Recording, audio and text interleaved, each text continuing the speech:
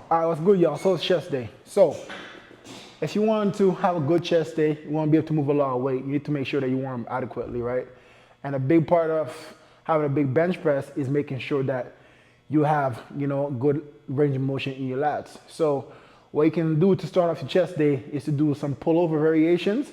So I use a kettlebell, right? You can do it on the bench, but I'm just using on my glue hand machine here, right? Support my my scapulas, and then I just sit here and just open up, flare the elbows out, like so, to get a nice deep stretch in lats, open up my shoulders and everything like that, right? So it really helps to lubricate the joints in the shoulders, and also help to open up your chest and your lats to really give you a nice warm up before you bench press, right? So that's one that you can do. Just do about 2 sets of about 15 reps, so really focusing and really stretching, allowing everything to really open up, right? So that's one that you can do as a quick warm up before you bench press. So the other variation that I like to do to help myself get warmed up, to get my joints, my forearm, all those stabilizing muscles, get my elbows warmed up and everything like that, and also to help lubricate that shoulder joint a little further, is this variation right here. So this is a 13-pound kettlebell. So I just bring it up right here, control it with the wrist because this requires a lot of wrist and grip strength.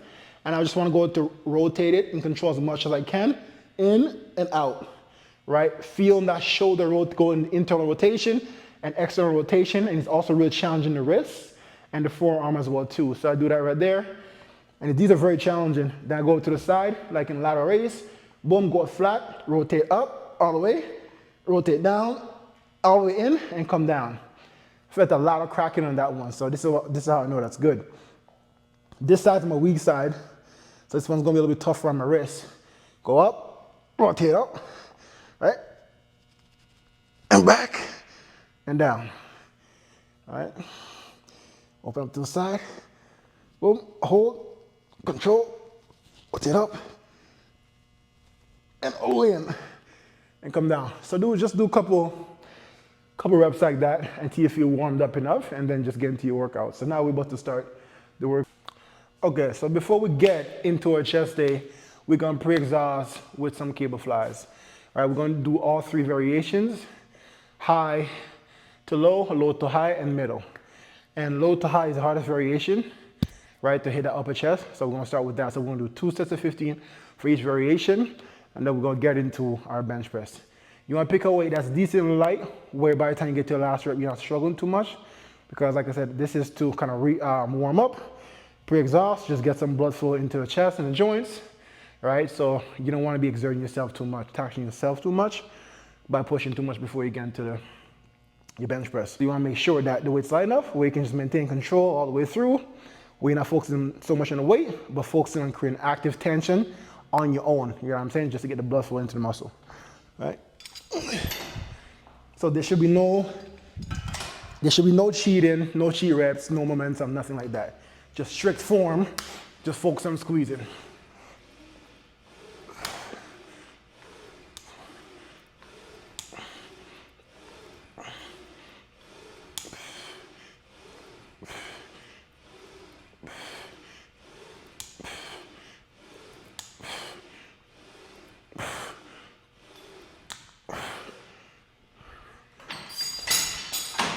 Now we're gonna go high to low, using the same weight.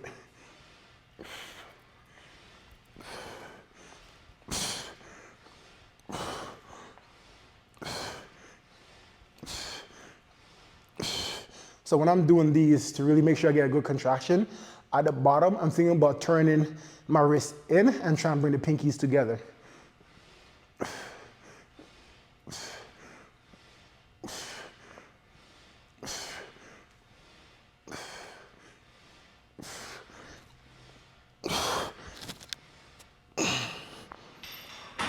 Good. Yeah, when you're doing these, actually all the variations, if you can think about kind of like, so when you come in with your flies, right? When you open up, you want to rotate out a little bit like this to get a stretch. But when you're coming through, you want to think about bringing those pinkies in a little bit on an angle right there. It's gonna help to really bring the chest in, which is gonna help to get a much better contraction, a much better squeeze in the chest, right? So you're going from here, when you open up, right? You're opening up like this right here, a little bit, not too much an angle. And when you come in, you think about scooping through and trying to get the pinkies to touch. Not all the way like this, because then you will take the contraction off your chest, right? Just a little bit, just so you can really get a chest in, really rotating so you can really get everything squeezing together as much as you can right in the center right here. All right, now we're about to do the last variation, the middle. When I get set up to do the middle, I like to set up the pulley at about shoulder height.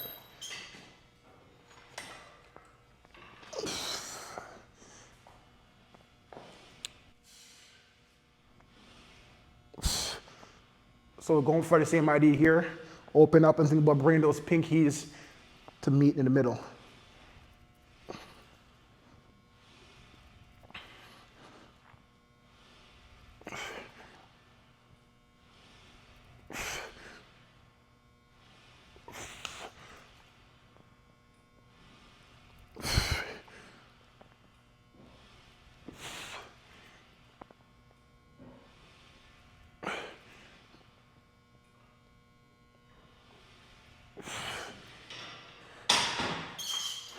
All right, good stretch.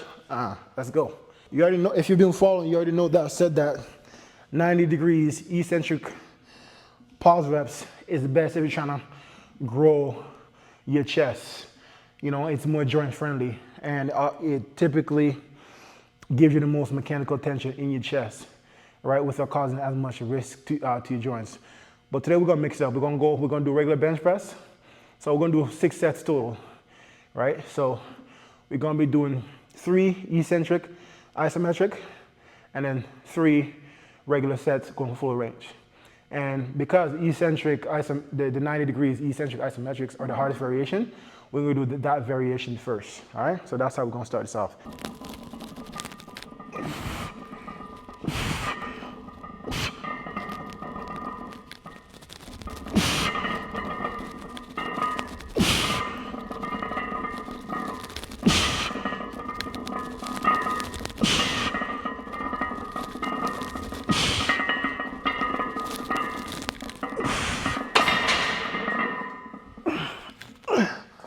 Elbow's a little bit sore, so I'm gonna do one more set like that, and then I should be good. Warm set, and then we're just gonna go straight to 315.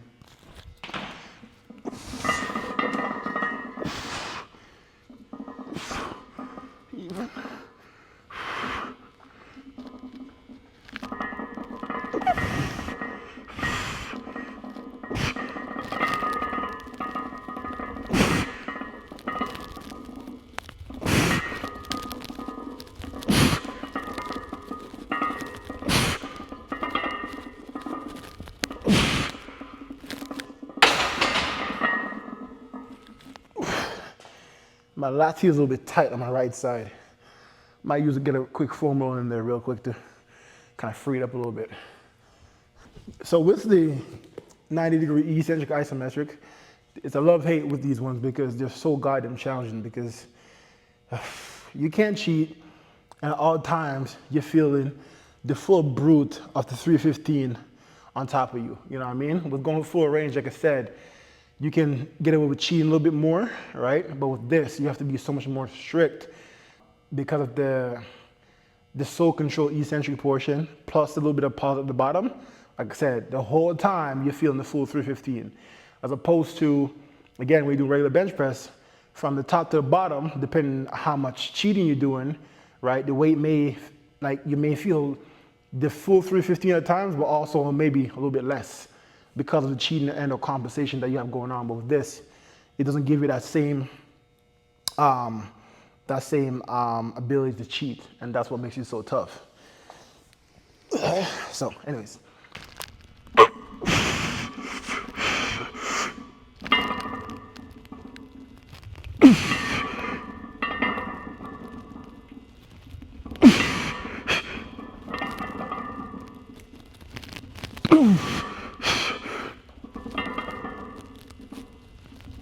One more.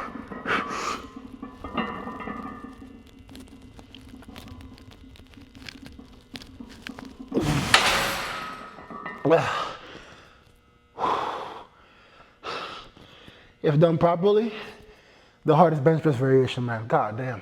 I'll keep saying it. I'll keep repeating it. Oh my God. The first two felt like easy, but by the time I got to that third and fourth one, the mechanical tension was so great. It literally felt like someone was like just grabbing my chest and just ripping it apart. Right? Yeah. 3 more sets of those.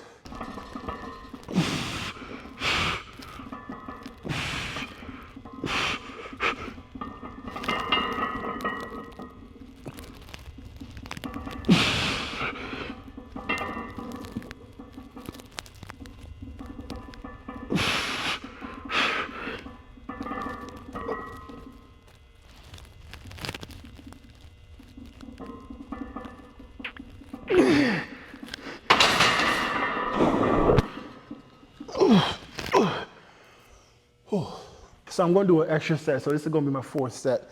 My last set I only got 3. So the reason why I'm doing another set is because I wanted to get 5, didn't get 5. So I want to do another 3 just to make up for me only getting 3 on the last set.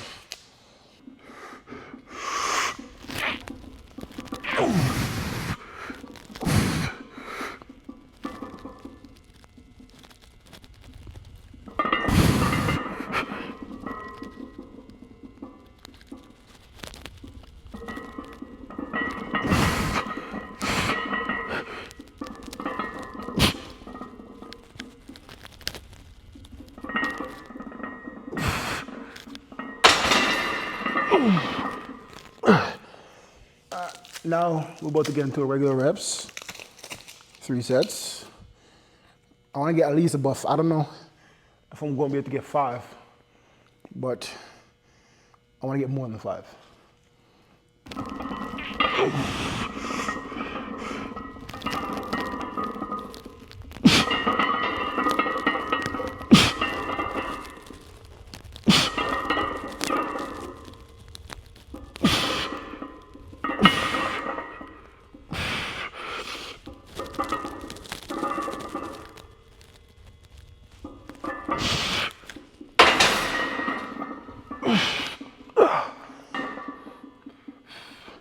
Get a grip set up first.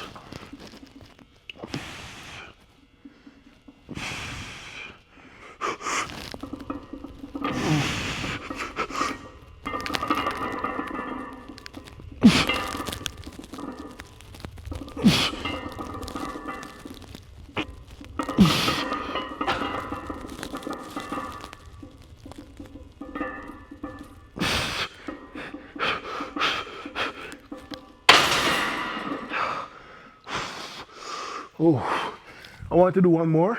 I think that was 4, I don't know. I wanted to do one more, but I feel like if I went back down, a little bit of grind to get back up, so. And this is that was my 6th set. So, all right. My last set here.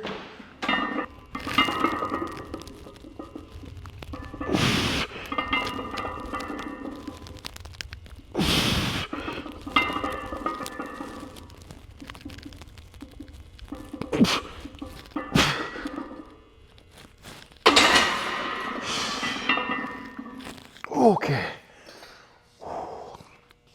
So that last set was a little bit more challenging because I've been focusing on really getting a full lockout at the top to really get that squeezing at the top.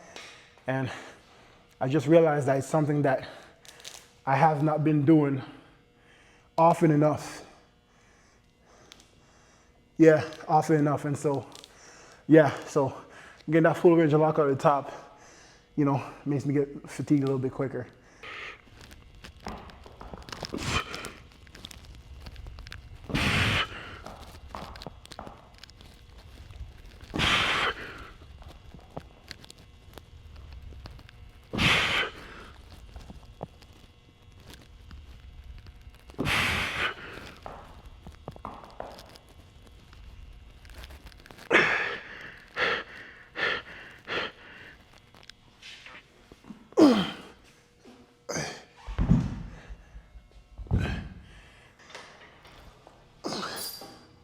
maybe more, we'll see.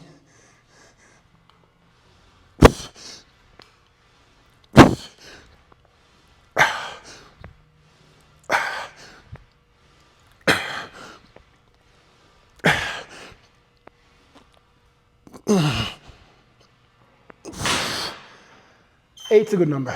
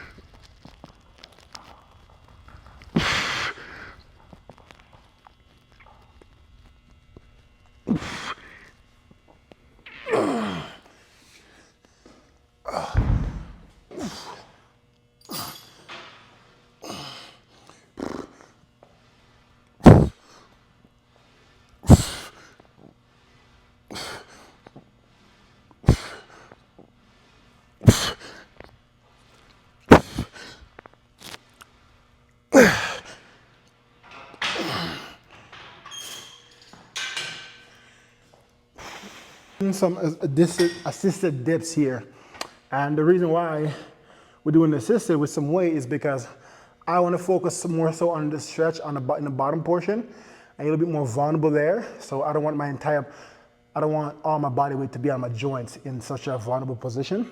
So that's how I'm doing a little bit. That's how I'm doing it assisted, right? Because I'm focusing more so on the stretch on this one at the bottom, right? So assisted. To get a nice, good stretch to really open up everything. Okay. Don't know how many reps I'm going to get. This is just something just to do, just to go to failure.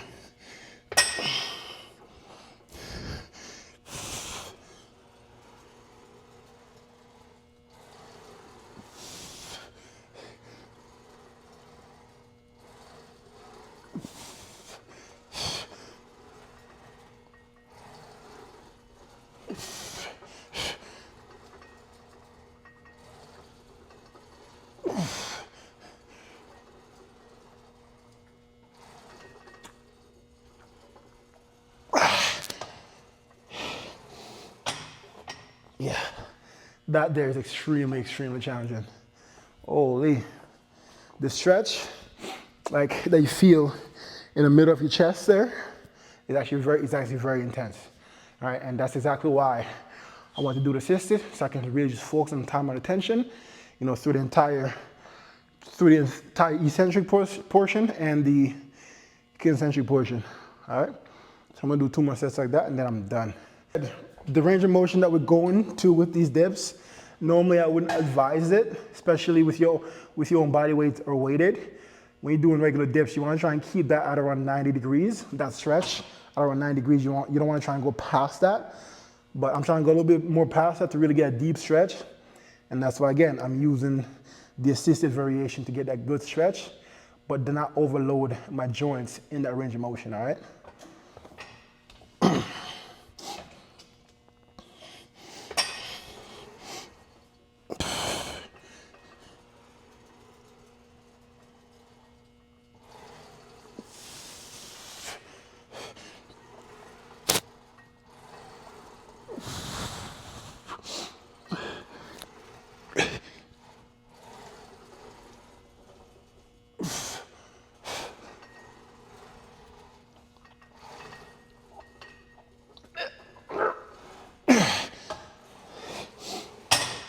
Yeah, I think that was like, what, 4 reps?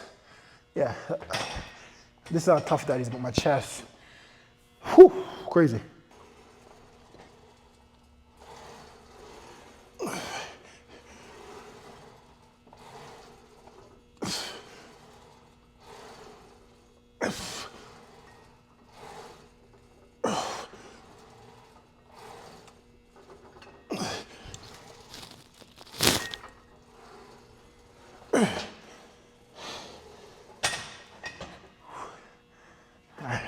So the last one there, I didn't really focus on lockout, I just focused on staying in a stretch position and just moving to a short range of motion in that stretch position to really, again, open up my chest and get good stretch.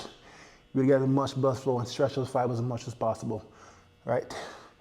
Also, doing something like this, it helps with the soreness that you typically feel the next day. So that's why it's always good to finish your chest day with some kind of movement that really helps you focus on stretching to really open up and get as much blood flow in the muscles as possible, really lengthen those muscle fibers and stuff like that.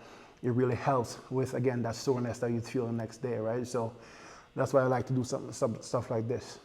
So always finish your bench with some kind of fly variation. Don't focus so much on the weight, but more so your ability to get good stretch past your normal end range, right? See how deep I was going with that? That's past my normal end range. If I was doing regular dips, I wouldn't go that deep, right? But because it's much lighter weight, it's a more controlled movement. The body can deal with a little bit more stress in that end range position right there, right? So anyways, that's it. Not the best chest day, but we did something, we got through it. All right.